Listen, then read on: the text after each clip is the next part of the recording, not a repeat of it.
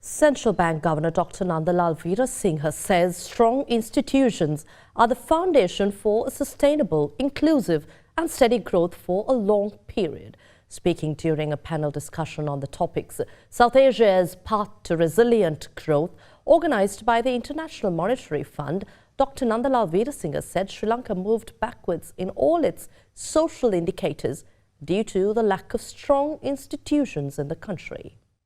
How does a country like Sri Lanka avoid getting trapped in this geoeconomic fragmentation? And is there a risk that you have to start choosing sides? How do you avoid that? As a small country, I think in my view, we are the worst affected through fragmentation. I can just start from both sides, externally and also internally. That's the two parts. Externally, one example I can cite is that sanctions on Iran by the US. We had the only refinery in Sri Lanka that could use Iranian crude oil.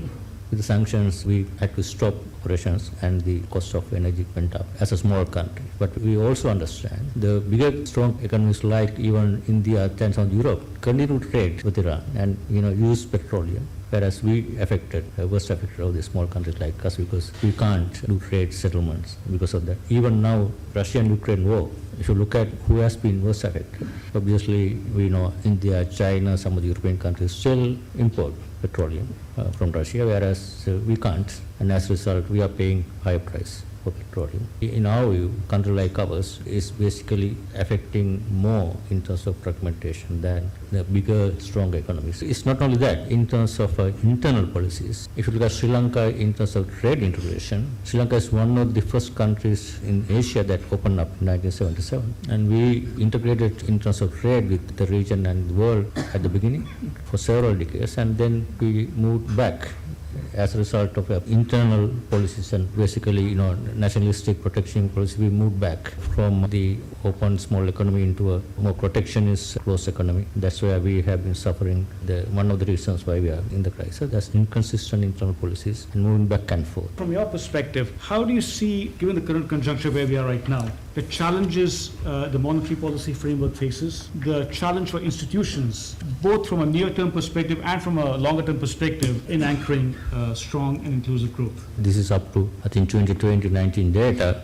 All the indicators in terms of social indicators, in terms of poverty, in terms of health, education, per capita incomes, living standards. The charts earlier, Sri Lanka was kind of outlier, basically better side. But if you look at last 2 years' data, you can see this complete turnaround. And it highlights the lack of strong institutions and some of the missteps that basically turn around the decades of good work and move the country back into several decades. Key one is a fiscal imbalances that has been growing several decades and no one basically. So this is one of the reasons why the Sri Lanka's experience, we have gone to the IMF 16 times, this is the 17th time. If you look at the earlier IMF program, last 10 programs, and look at the objectives, same objectives, revenue-based fiscal consolidation and high debt and some payment issues.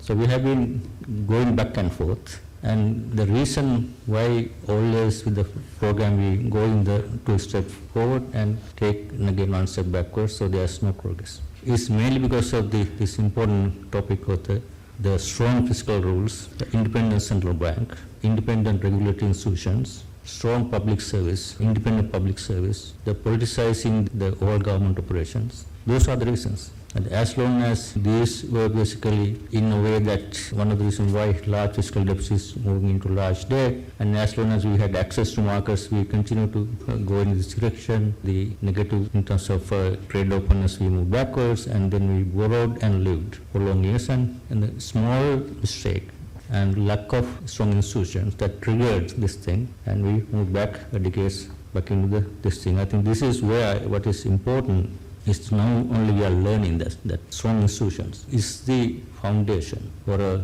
sustainable, inclusive, steady growth for long periods without going into a debt crisis,